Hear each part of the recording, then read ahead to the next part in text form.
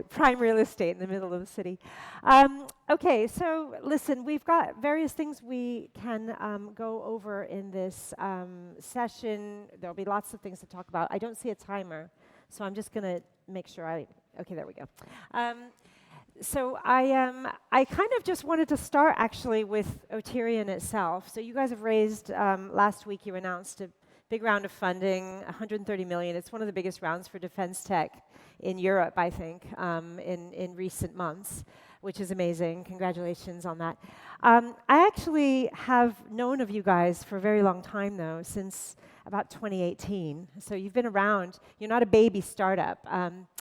Although this is a very big round of funding. But when you first started, you were doing something a little bit different. You were doing commercial drones.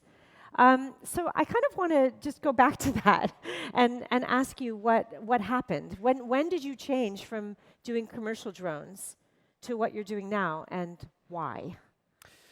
So I think the one difference between us and other companies is that we always want to have the built out and traction before we start talking about it. And so we actually have been serving the US Army since 2018. Okay. They were always a customer. They were always a customer. I think like 3 months after incorporation or so, we closed the first contract for a program of record, short range recon. And then we built traction in the very tiny drone space in defense back then. Like even just like 3 years ago, a big US order was 100 drones. 100. Mm-hmm. And across the whole industry. Yeah, it seems like a joke, wild. Like looking back, but that's what it was. And so we had done cargo drones, for example, with Walmart. We had done inspection mapping. We still are doing all of that. We're still doing cargo at scale. We're still working with some of the biggest players in the US. We're doing inspection mapping with the FAA. SpaceX is a customer. California Fire, the US Department of Agriculture. We have a really cool logo cloud, but the commercial market has, I would say, grown steady. The defense market has gone exponential. And so about 2.5 years ago, we decided, not actually for commercial reasons, but because we saw what's happening in Ukraine, we have to contribute. Because initially, I personally believed that in Ukraine, we would see traditional defense primes deliver all the equipment necessary. Then we started to see the shortfall.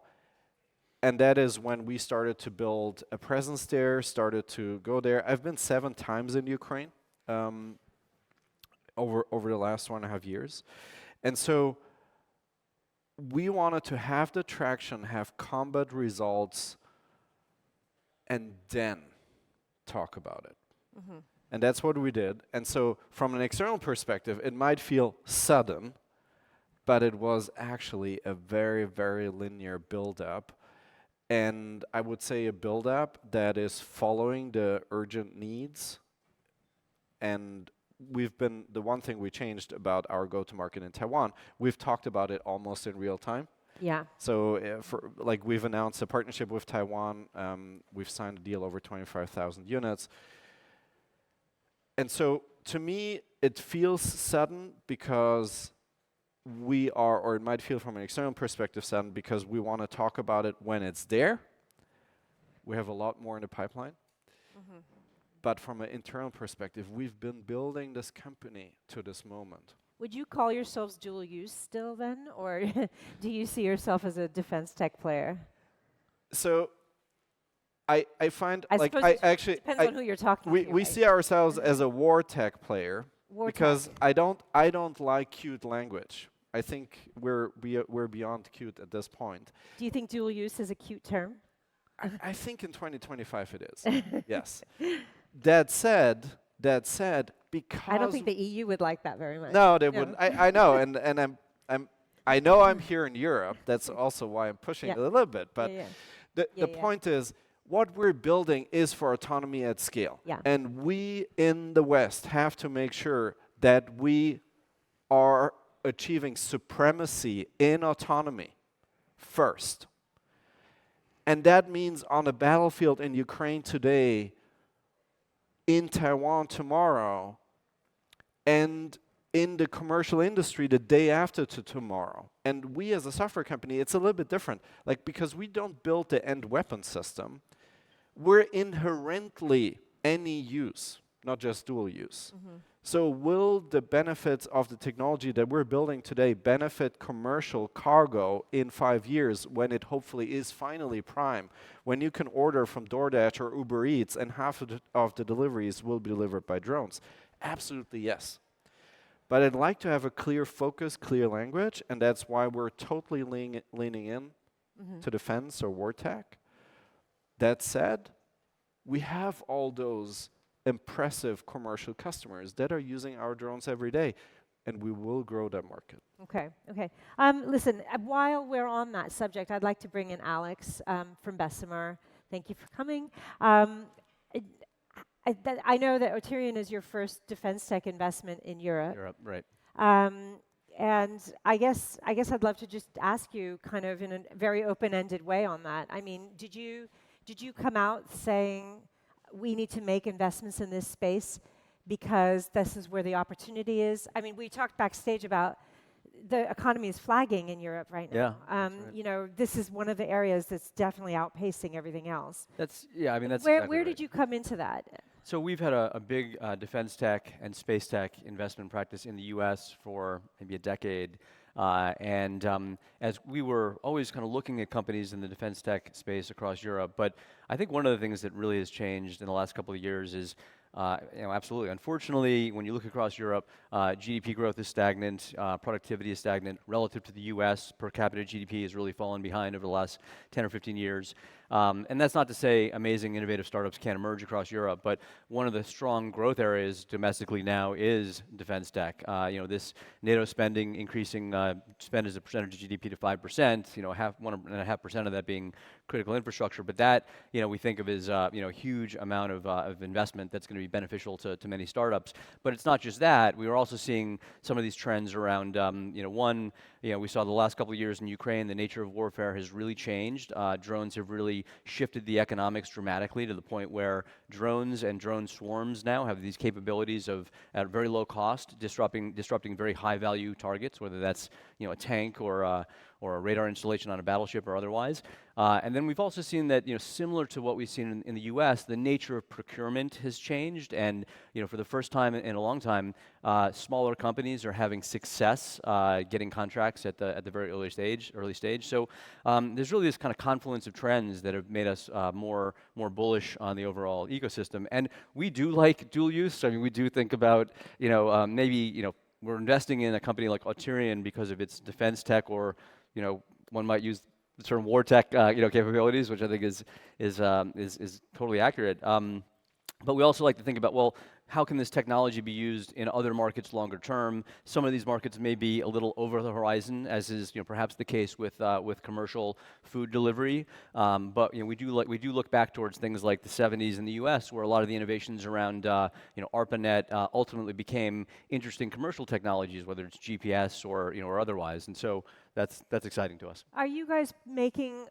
investments in war or defense tech with the view to it being dual use always? Is that part of the charter? Or because I know with a lot of VCs, you've got almost a dichotomy. You've got some that have it written into their papers that they cannot invest in this area. Then others have slightly nudged over and they're doing defense tech. Others are all in on Right. we can just call it war tech. Yeah. Where are you guys on that? It's a great question. So no, we're willing to invest in defense tech companies, pure plays, and it's a good point. I think we're seeing some other VC firms out there that currently have some restrictions on their ability to make these types of defense tech investments, and that's probably a good something that founders should think about. Making sure that as you're meeting with investors, one of the early questions probably should be, do you have any constraints that that might limit your ability to invest in my company? But the way we think about it more is a good, better, best framework, where good might be investing in companies that are pure play defense tech with no clear dual use.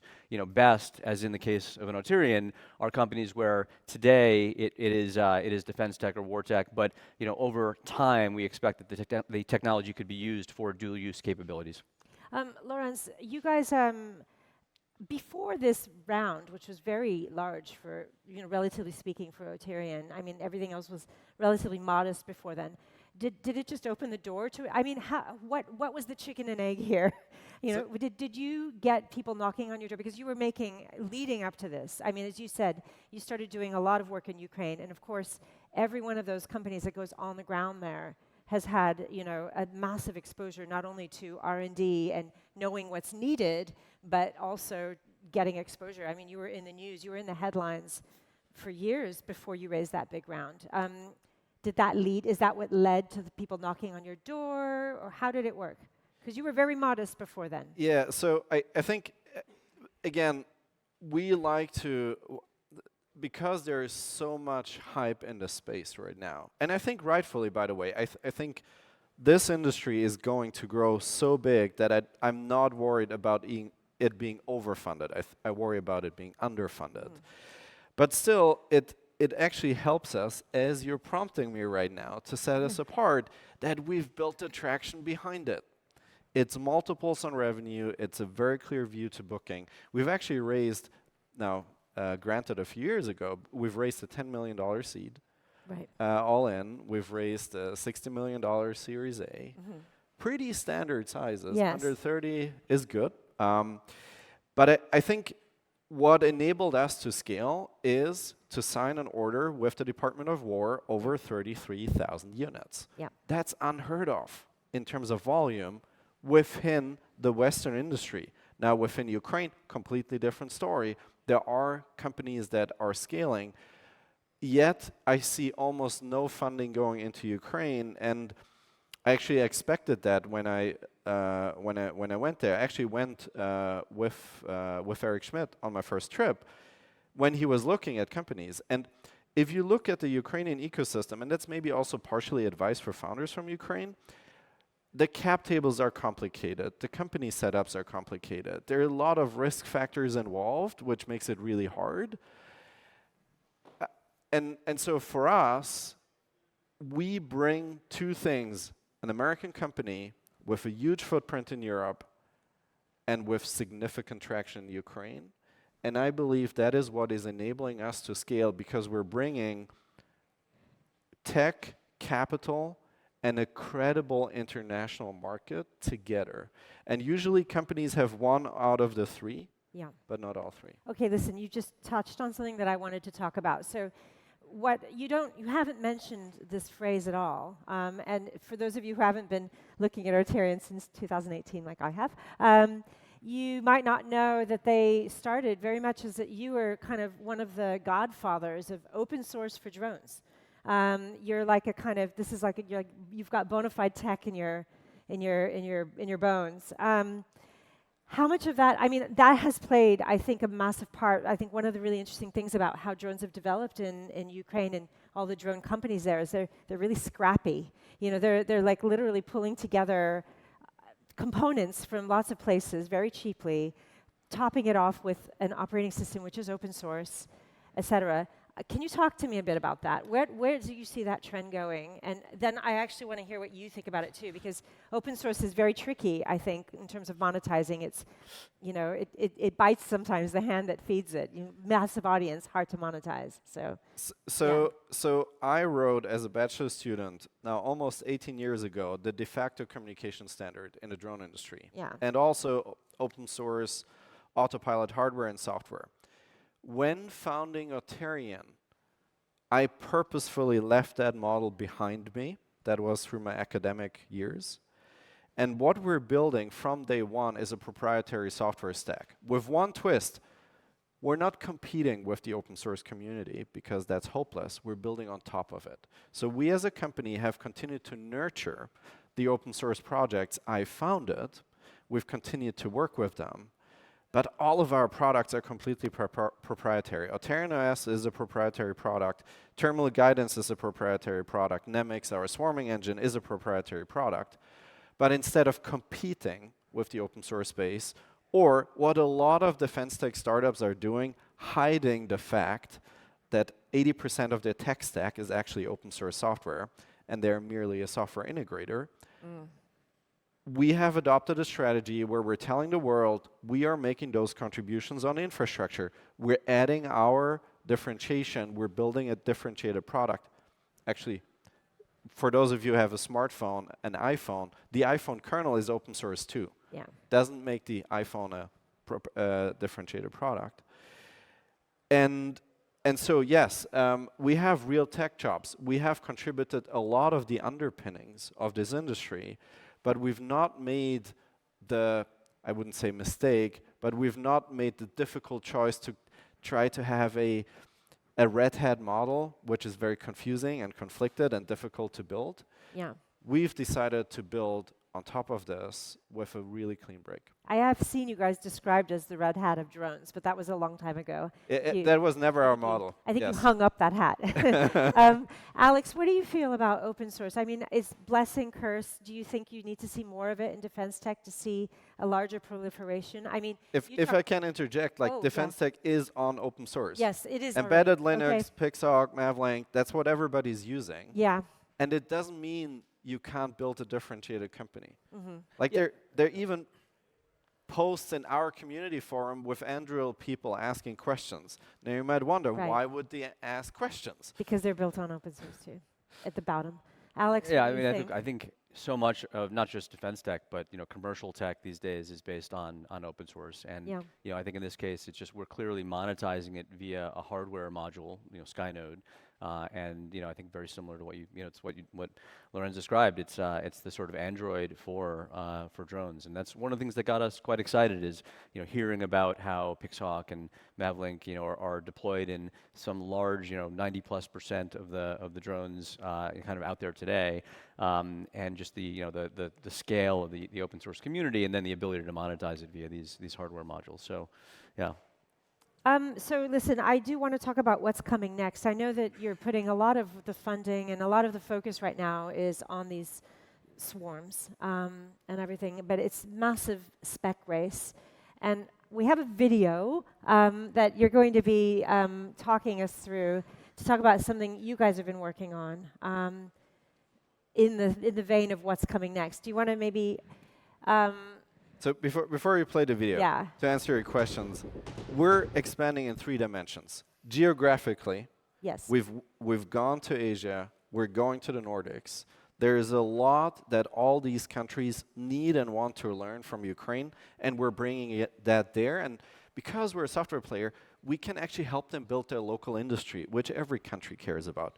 Everybody wants their own drone manufacturing line, and we're helping with that. The second dimension is on the product side. There are 2 key elements, which is we need autonomous systems to talk to each other. So we're building the equivalent of 5G for warfare with software-defined radios. And we're also doing that in the autonomy direction with swarms. And so that's about autonomous mass. So going from a smart, skilled Ukrainian pilot on goggles to swarms. And then the third dimension is we're going cross-domain, boats, autonomous tanks, and further. And we're going to see what further means. So you're still building that. Okay. No, now in the video, range. In the video. Okay. So yeah, the important thing about it is the range, and thinking about countries like Taiwan and their needs. Can we get the video rolling? Is there? Let's see. Here we go. Please, do you want to do some narration? Yeah. So what we're seeing here is a launch of a Shahed-size drone. Can you hear him? Yeah, it's okay. Let's play it. Let's play it, and then we'll talk.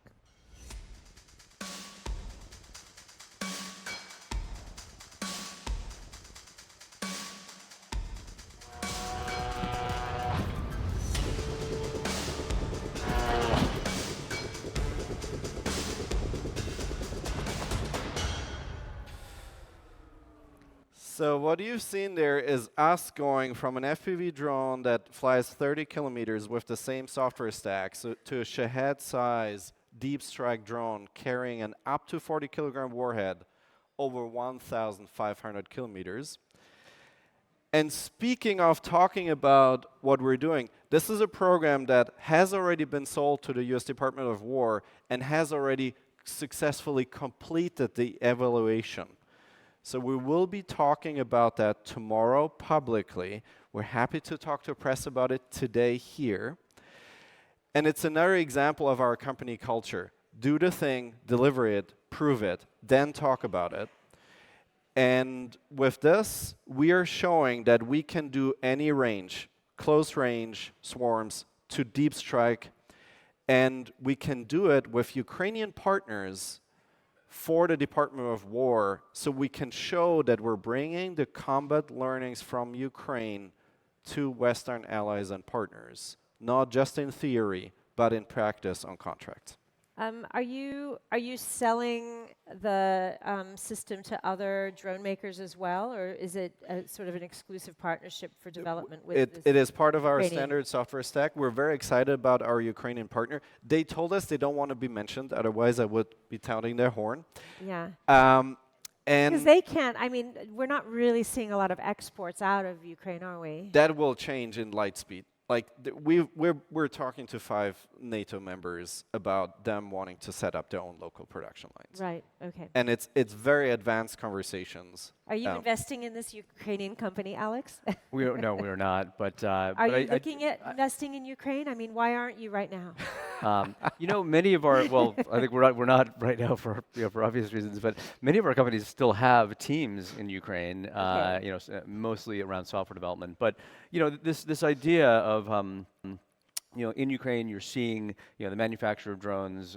They're building out their own defense industrial base. We expect that's going to be replicated across many European countries. I don't know, maybe if all 32 of the the NATO countries will endeavor to do this, but our expectation is that that there's going to be greater investment in this form of critical infrastructure, and that you're going to have in many of these countries that want to build out their own capabilities, and not every country is going to have the ability to have an Anduril or Helsing like like company. Like they may want to have a number of smaller vendors that are leveraging technology like Auterion to build out this capability on their own. But this has been a really interesting theme from what I've seen through talking to lots of startups and investors and so on through Resilience Media, has been that there's definitely been a credibility break point. The break is, have you worked in Ukraine or have you not? And of course, being on the ground there, or in the air, I guess we should say, it has given an unparalleled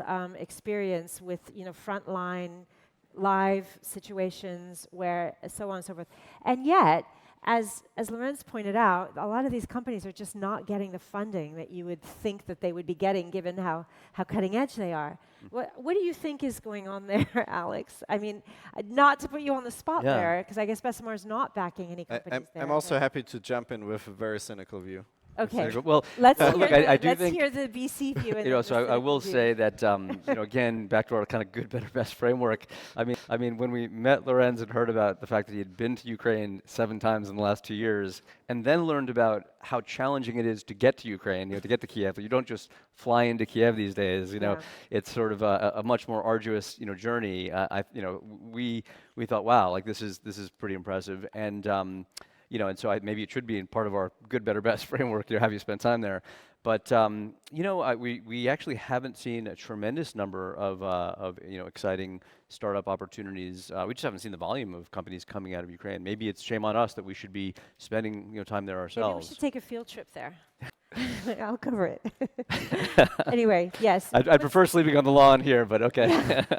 So What's the cynical view there? my cynical view, which is also advice to Ukrainian founders, is right now, any interruption in the state funding to Ukrainian companies would let them implode overnight because there are no exports. Right, yeah. And so, they're very focused on the urgent need in Ukraine right now. Yep.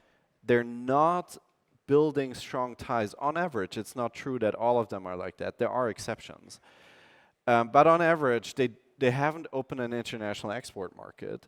And so you're taking an extreme risk investing into a company because most likely they get wiped out. Then also, speaking to investors, the cap tables are complicated.